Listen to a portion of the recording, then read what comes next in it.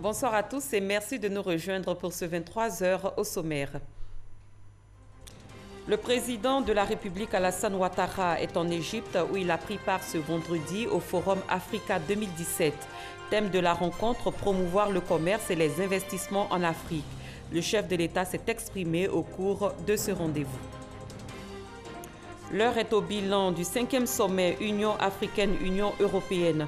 Le vice-président de la République, Daniel Kablan-Duncan, a rencontré les membres du comité d'organisation de cet important événement. Il les a félicités pour la réussite de ce sommet. Dans ce journal, nous irons à Sassandra, où le Premier ministre Amadou Gon Coulibaly a lancé les travaux du débarcadère de la ville. Il est le fruit de la coopération ivoiro-japonaise. Bienvenue dans cette édition. Direction Sharm el-Sheikh en Égypte où le président de la République Alassane Ouattara a pris part aujourd'hui à la 2e édition du Forum Africa 2017. Un forum consacré cette année à la promotion de la jeunesse. À l'instar de ses pairs, le chef de l'État ivoirien a donné sa recette pour la concrétisation du thème qui est promouvoir le commerce et les investissements en Afrique. Jérôme Kofi Abolin est à Sharm el-Sheikh. Au deuxième jour de ses travaux au centre de conférence de Sharm el-Sheikh ce vendredi, le Forum Africa 2017 décide d'accorder une place à l'entrepreneuriat des jeunes. C'est un mérite que le sommet Union africaine-Union européenne tenu récemment à Abidjan a d'avoir fait école à travers son thème.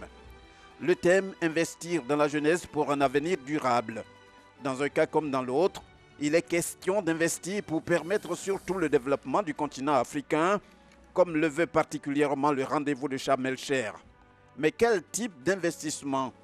La réponse à cette préoccupation du président de la République de Côte d'Ivoire, Alassane Ouattara, à la suite de ses pairs du Rwanda, de la Guinée et de l'Égypte, est sans équivoque. Nous devons absolument cibler les investissements dans les domaines tels que la sécurité, l'industrie, les nouvelles technologies et surtout le développement des infrastructures. Cela comprend également les projets sociaux et dans chacun de nos pays, ainsi que les grands projets sous-régionaux dans le secteur du transport et de l'énergie pour favoriser l'intégration régionale. Mieux, le chef de l'État ivoirien, dans sa démarche, évoque l'exemple de la Côte d'Ivoire pour ce qui est de la réalisation de ces projets de développement.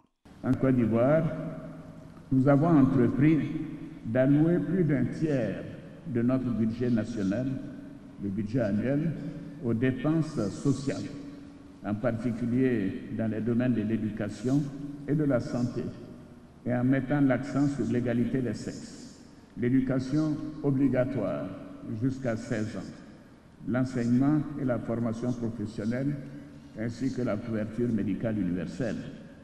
En ce qui concerne l'approvisionnement en eau, nous avons produit en 5 ans, de 2011 à 2015, autant d'eau potable que pendant les 50 ans qui ont suivi l'indépendance.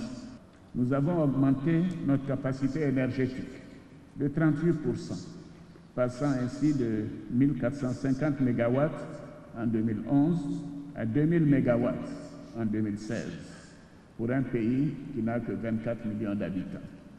Aujourd'hui, nous exportons de l'électricité vers 7 pays de la sous-région.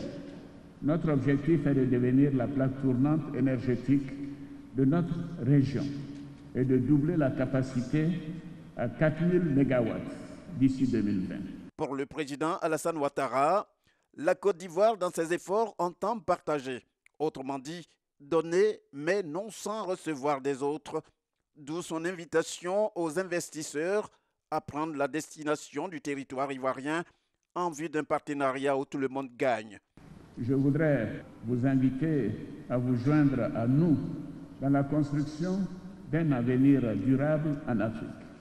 Et à cet égard, je vous encourage à investir en Côte d'Ivoire.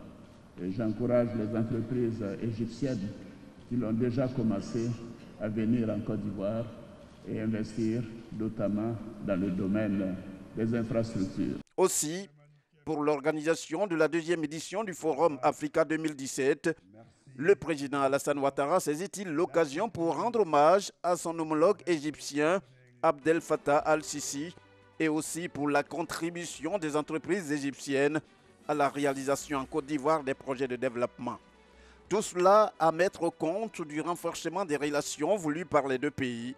Les entretiens entre les deux chefs d'État après les différentes allocutions marquant cette journée des travaux du Forum Africa 2017 se présentent comme une occasion de plus pour eux d'en parler.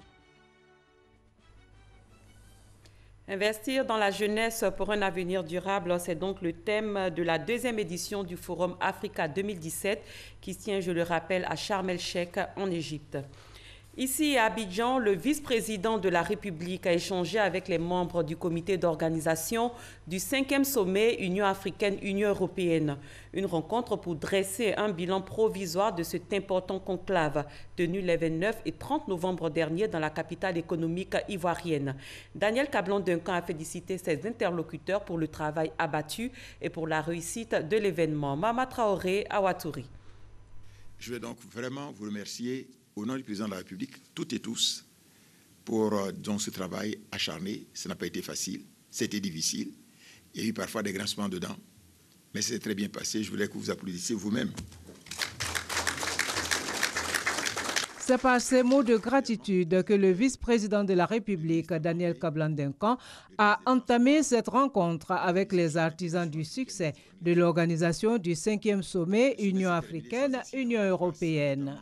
À juste titre, car la tenue de ce sommet en terre ivoirienne représentait un défi majeur pour le pays, défi relevé en seulement quelques mois. À l'heure du bilan, il est indéniable que l'organisation du sommet a été un succès éclatant, comme le président de la République a eu à le dire, tant par le haut niveau des chefs de délégation, il y a eu 54 chefs d'État et de gouvernement, mais aussi par l'importance des sujets débattus et des décisions non arrêtées. Les statistiques préliminaires, je dis bien préliminaires, indiquent que le sommet a enregistré environ 6500 personnes, dont 722 journalistes et 2800 hommes d'affaires pour le Forum des affaires. Ce sont au total 82 délégations venues de 54 pays africains et de 28 pays européens qui ont marqué de leur présence le 5e sommet UAUE 2017.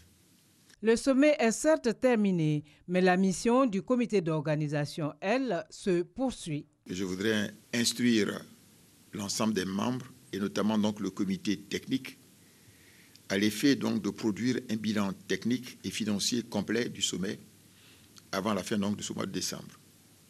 Il faut boucler le règlement, s'il en reste, en ce qui concerne les entreprises, les fournisseurs, les prestataires qui ont fait confiance au gouvernement, de manière à ce que tous les marchés qui ont été dûment signés, nous puissions donc prendre les dispositions pour régler, au cas où certains n'ont pas été réglés, avant la fin donc de ce mois, dans toute la mesure du possible. Pour rappel, c'est le 27 mars dernier que le Comité national d'organisation du 5e sommet UAUE a été institué par décret présidentiel. Il est composé de 3 entités, à savoir un comité d'orientation et d'impulsion, un comité de pilotage et d'un comité technique. On met le cap sur Sassandra. Cette ville du sud-ouest de la Côte d'Ivoire va être dotée d'un débarcadère et d'un marché central. Le Premier ministre Amadou Gon Coulibaly a posé la première pierre du site de ces infrastructures qui vont contribuer à relancer l'activité économique dans la ville de Sassandra. Herman Guivi. Ce débarcadère, les populations de Sassandra l'attendent depuis des lustres. La pose de sa première pierre par le Premier ministre Amadou Gon Coulibaly vient comme une brise de mer, insuffler la dynamique du développement et sortir Sassandra de sa léthargie. Jadis, pôle économique du Bas-Sassandra et des autres districts voisins, Sassandra vit de façon nostalgique son histoire. Sassandra s'est donc mis à rêver.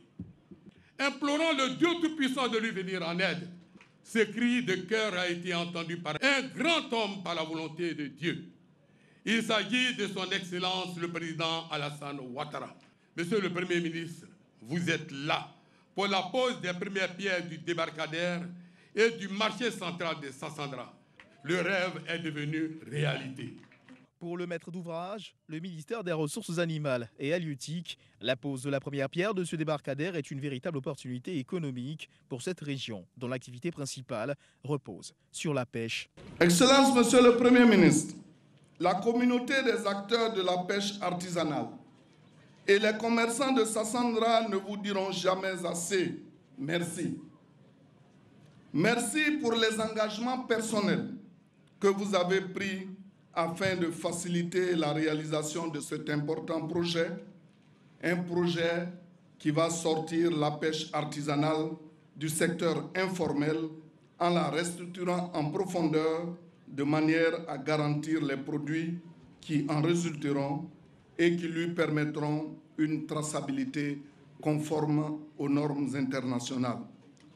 Aujourd'hui, grâce à la volonté de son Excellence M. Alassane Ouattara, président de la République de Côte d'Ivoire, notre pays, à travers l'ensemble des points de débarquement de pêche, entame ainsi sa marche vers la modernisation de sa pêche artisanale. Partenaire sur ce projet d'une extrême importance, l'agence japonaise de coopération, la JICA. Ces différentes entreprises de mon pays visent à contribuer activement à la mise en œuvre de plans nationaux de développement dans l'objectif d'atteindre l'émergence d'ici à 2020, tout en favorisant un développement harmonieux et équilibré entre les zones rurales et urbaines. Le Premier ministre Amadou Gon Coulibaly a salué le dynamisme de la coopération ivoiro-japonaise, dynamisme dont les fruits sont bien visibles, tout en rassurant les populations du Boclé sur les questions relatives au développement de leur région. En posant la première pierre de ces deux ouvrages, parlant du débarcadère et du marché central, d'un coût global de 15 milliards 372 millions de francs CFA, le gouvernement vient donner une réponse concrète à la requête des populations qui a été adressée au président de la République. Le débarcadère et le marché central moderne vont profondément impacter positivement le développement économique et social de la commune de Sassandra. Chers parents de la grande région du Boclé, les infrastructures qui vont être construites sont les vôtres. Vous devez tous vous impliquer, toute communauté confondue, pour en tirer des avantages pour votre bien-être. Oui, le Boclé est une région enclavée qui a besoin d'investissements importants pour valoriser ses riches potentialités économiques, culturelles et touristiques. Le président de la République, son Excellence M. Alassane Ouattara, a pris l'engagement en 2015 d'apporter les meilleures réponses à ses préoccupations. Le gouvernement y travaille donc activement et je suis sûr que le moment venu, d'ici 3 ans et dans les 3 années à venir, vous entendrez les bonnes nouvelles parce que le président Alassane Ouattara est un homme qui ne dit que ce qu'il va faire et quand il l'a dit, il le fait. Depuis quelques jours, la ville de Sassandra fait face à des problèmes de fourniture en électricité. Le Premier ministre Amadou Gon Coulibaly rassure, ces problèmes seront résolus dans l'immédiat. Je veux rassurer toutes les populations de Sassandra que dans la journée d'aujourd'hui et au plus tard demain, mais nous pensons plus dans la journée d'aujourd'hui que demain, le problème de l'électricité de Sassandra sera réglé. Le débarcadère sera bâti sur une superficie d'environ 1 hectare et pourra accueillir plus de 300 vendeurs. Amadou Gon Coulibaly a par la suite procédé à la visite du nouveau marché de Sassandra, 2,5 hectares de superficie, capacité d'accueil environ 900 commerçants. Et comme annoncé par le Premier ministre Amadou Gon Coulibaly, la ville de Sassandra verra aussi le règlement de ses problèmes d'électricité. Le transformateur devant accomplir cette tâche vient d'être réceptionné. C'était une promesse du gouvernement, vous le voyez dans les images. Suivons à présent les différentes réactions à la suite du lancement des travaux d'aménagement du site du débarcadère par le chef du gouvernement. Les intervenants étaient au micro de notre reporter. Nous sommes contents pour que nos enfants, nos petits-enfants aient tout le temps à travailler. Donc, disons merci au président Ouattara. Merci à son gouvernement. Merci à tous ceux qui l'entourent. Merci aussi à tous ceux qui ont pensé à ce débarcadère-là. Merci à tout le monde. Nous sommes très heureux. En tant que fils natif de Sassandra, nous ne pouvons que remercier le président de la République et son gouvernement, à travers le Premier ministre qui est un homme d'action, est un homme de parole, est un homme battant qui se bat pour toute la Côte d'Ivoire. C'est un projet novateur, c'est un projet avec un projet d'avenir qui va booster l'économie, donc trouver de l'emploi aux jeunes et donc donner une plus-value à la région, qui est une région touristique, tout le monde la connaît. La région de Sassandra était la région pourvoyeuse de produits halieutiques et nous pensons que ce projet va ouvrir beaucoup d'horizons. On savoure la joie de la pose de la première pierre de cet édifice que sera le port de pêche, le débarcadère. Ce sera un joyau. Nous avons vu les plans, nous savons sa valeur et nous en sommes très reconnaissants au président de la République. Le projet de production et de traitement de semences certifiées de riz en Côte d'Ivoire a aussi été lancé.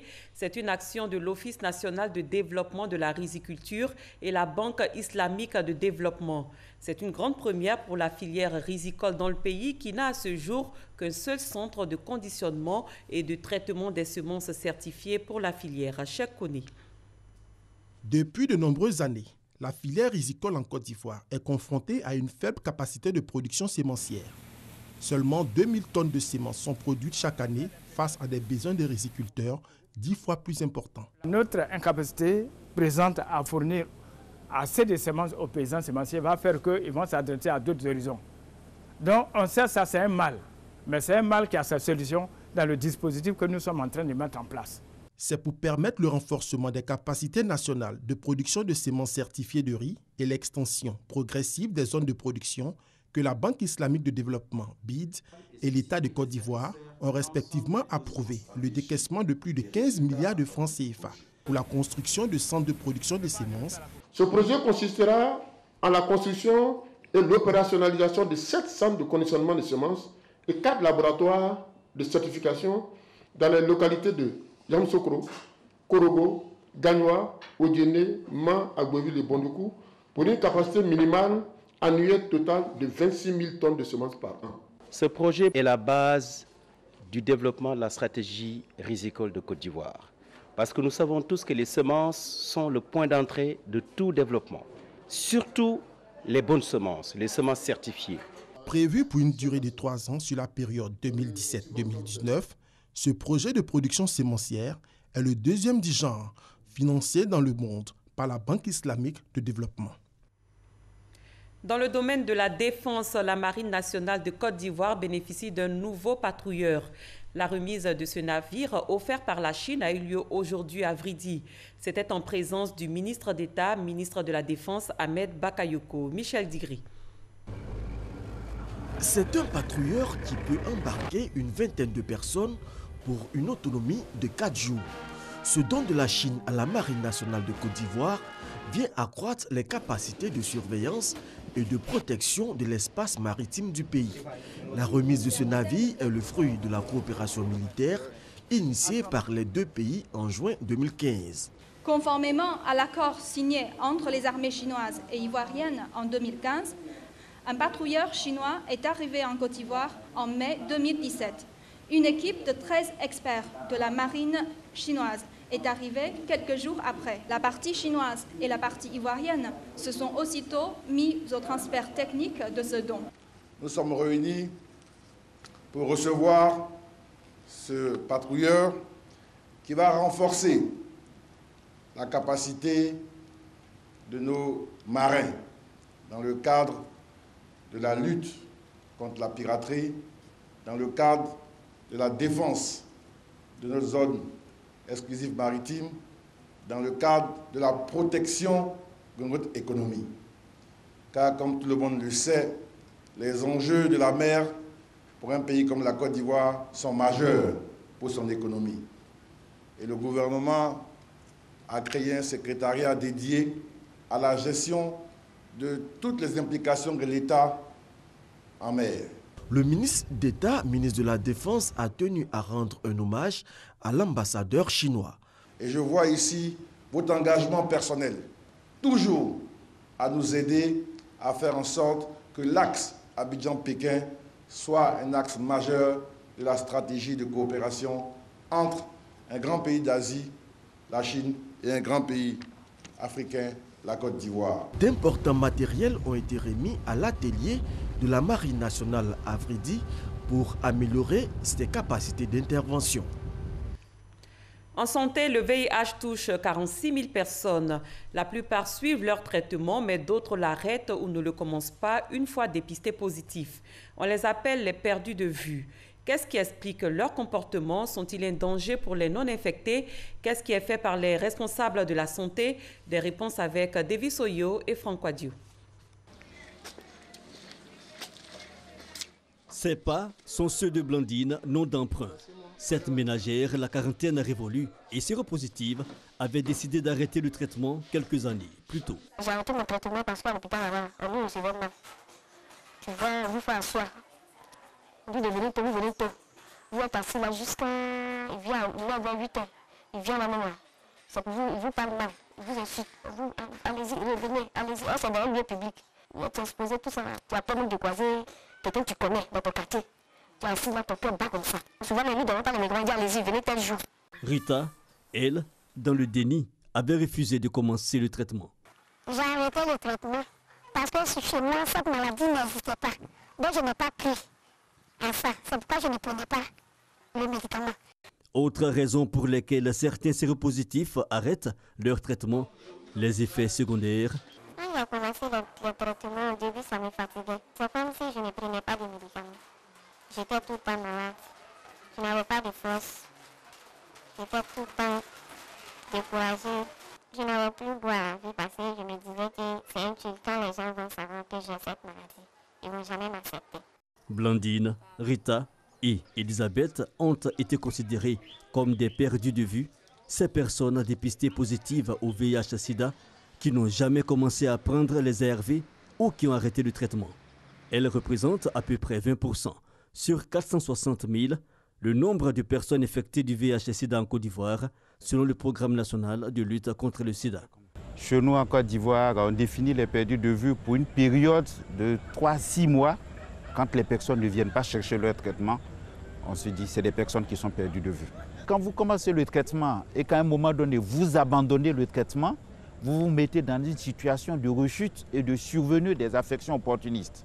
Et également dans une situation de développement de résistance. Je crois que le danger, c'est d'abord pour eux-mêmes. Parce que le traitement antirétroviral, on ne cessera jamais de le dire, c'est la seule façon de maintenir les personnes infectées par le VIH en vie et le plus longtemps possible. Une situation préoccupante d'autant qu'elle est un facteur de propagation de l'infection. Le ministère de la Santé et de l'Hygiène publique, à travers le programme national de lutte contre le sida, initie un ensemble d'actions dans ce sens. La première action consiste à les appeler parce que quand vous commencez le traitement, il y a un ensemble d'informations qu'on collecte, comme par exemple par quel contact on peut vous joindre. La deuxième chose, quand ces personnes au moment de commencer le traitement acceptent à un moment donné qu'on vienne les voir chez eux à la maison, on envoie les agents communautaires qui vont à la maison pour voir s'ils peuvent retrouver ces personnes. Et quand ils retrouvent ces personnes, on les ramène dans les soins. Ensuite, les autres actions, ça consiste vraiment à tout mettre en œuvre pour les retrouver, soit indirectement à travers d'autres personnes qui les connaissent, ou même à travers des personnes qui sont sous traitement, des personnes vivant avec le VIH qui sont sous traitement, mais qui connaissent leur père. Et donc, c'est toutes ces actions que nous essayons de mettre ensemble pour retrouver ces personnes et les ramener dans les soins. La 19e édition de la conférence internationale sur le sida et les infections sexuellement transmissibles en Afrique, ICASA, qui se déroule sur les bords de la lagune Ébrié, est un moment choisi pour les responsables de santé et leurs partenaires d'intensifier les campagnes de sensibilisation à travers des panels en vue de fléchir les indicateurs du taux des perdus de vue. En novembre dernier, la Côte d'Ivoire a reçu avec le Maroc le trophée d'or de la meilleure stratégie d'État 2017 en Afrique. C'était lors de la première édition de l'Africa Investment Forum and Award à Paris. L'événement a réuni plus de 400 décideurs du monde. Le trophée d'or de la meilleure stratégie d'État 2017 en Afrique a été remis au ministre du Plan et du Développement, Kaba Nialé. Francis Boifou. Tout sourire. La ministre du Plan et du Développement, Nialé Kaba, présente le trophée d'or de la meilleure stratégie d'État 2017 en Afrique au personnel de son département ministériel. La Côte d'Ivoire et le Maroc sont lauréats de ce prix décerné à Paris en novembre dernier lors de l'Africa Investment Forum and Awards. Un prix raflé devant l'Afrique du Sud, l'Algérie, le Nigeria, l'Égypte, le Kenya, le Ghana, le Sénégal et l'Angola. Selon les organisateurs, l'argument qui a pesé en faveur de la Côte d'Ivoire, c'est la réussite de la mise en œuvre du Plan national de développement PND. Depuis 2012, le président de la République, son Excellence M. Alassane Ouattara, déroule une stratégie avec l'objectif de relever de façon substantielle le niveau de vie des populations ivoiriennes, réduire la pauvreté, créer des emplois, assurer la transformation structurelle de l'économie et accroître sa résilience. Ce prix est une reconnaissance de la qualité du travail qui est fait.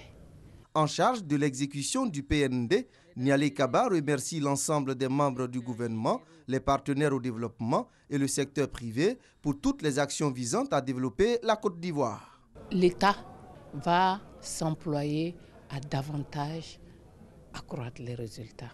Au personnel du ministère du Plan et du Développement, la ministre recommande la rigueur et le travail bien fait dans l'élaboration des stratégies.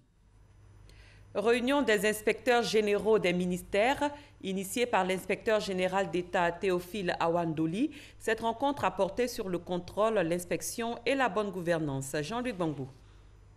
Rencontre de prise de contact, mais surtout de remobilisation des acteurs de la chaîne de contrôle de l'ordre administratif. L'inspecteur général d'État Théophile Awandoli a insisté au cours de cette réunion sur le rôle du contrôle en tant que levier de la bonne gouvernance. Notre mission d'inspecteur n'est pas facile, car il nous faut veiller tant au bon fonctionnement des services qu'au bon usage des deniers publics. Nous devons l'exercer pleinement, fermement, mais avec intelligence. Sortez des garages dans l'esprit populaire pour devenir des vaillants soldats au service de la bonne gouvernance en Côte d'Ivoire. Théophile Awandoli entend faire de la formation et du renforcement des capacités des inspecteurs généraux un des axes majeurs de sa politique à la tête de l'inspection générale d'État. Une rencontre d'échange direct au thème de laquelle les inspecteurs ont exprimé leur satisfaction. Il y a eu déjà une structure de collaboration entre les différentes structures de contrôle et d'inspection qui ont été mises en place. Donc il va renforcer cette structure-là afin que nos actions puissent être plus coordonnées et plus efficaces sur le terrain. Nommé le 14 juillet 2017, Théophile Awandoli s'est fixé pour objectif de renforcer le cadre de collaboration entre, d'une part, l'inspection générale d'État et d'autre part, l'inspection générale des finances et les inspections générales des ministères. Le rideau est tombé aujourd'hui à Abidjan sur le 8e forum postal africain. Au terme de leurs travaux, les postiers ont choisi de concilier mutation technologique et services de proximité pour faire face à la menace qui pèse sur le courrier. Le tout pour adapter la poste à l'évolution du monde. Lansine Bakayuku. Rideau sur la 8e édition du Forum postal africain. Pas de résolution forte, mais une vision partagée. La révolution numérique ayant entraîné le déclin du courrier, son cœur de métier, la Poste décide de se réinventer un nouveau modèle économique. Dans un tel contexte, les gouvernements et les régulateurs ont pour mission de faire en sorte que le marché postal fonctionne dans un environnement juridique et institutionnel assaini en mettant en place des politiques sectorielles et des mécanismes de régulation garantissant le service postal universel et l'exercice de la concurrence, bien entendu saine et loyale, au bénéfice des citoyens. Grâce à son vaste réseau et à sa palette variée d'outils digitaux, en l'occurrence la banque postale, l'implication des pouvoirs publics devrait donner plus de moyens à la Poste pour faire face à la concurrence. Mais il va falloir aussi injecter de nouveaux capitaux. Je saisis donc cette occasion pour prier les organisations internationales, les entreprises locales ici, les bailleurs de fonds, d'apporter leur appui à la mise en place d'infrastructures postales favorisant ces objectifs. S'adapter ou disparaître, l'équation a visiblement trouvé une solution efficace. On avait tous prédit la mort de la Poste parce que les TIC étaient arrivés, mais en réalité, c'est une opportunité pour que nous puissions améliorer notre catalogue d'offres et de services. Plus de 300 participants, dont 31 directeurs généraux, ont effectué le déplacement de la capitale économique ivoirienne. À l'étranger, en République démocratique du Congo, 12 casques bleus et 2 militaires congolais ont trouvé la mort. Ils ont été tués dans une attaque menée par des rebelles ougandais musulmans des forces alliées démocratiques dans le nord-est du pays. Une quarantaine d'autres soldats ont été blessés. Il s'agit de l'attaque la plus meurtrière dans l'ex-Zaïre contre la mission des Nations Unies au Congo depuis son déploiement en 1999. Fin de ce 23h. Merci de votre fidélité. Les programmes se poursuivent sur RTI 1. Bonne fin de soirée.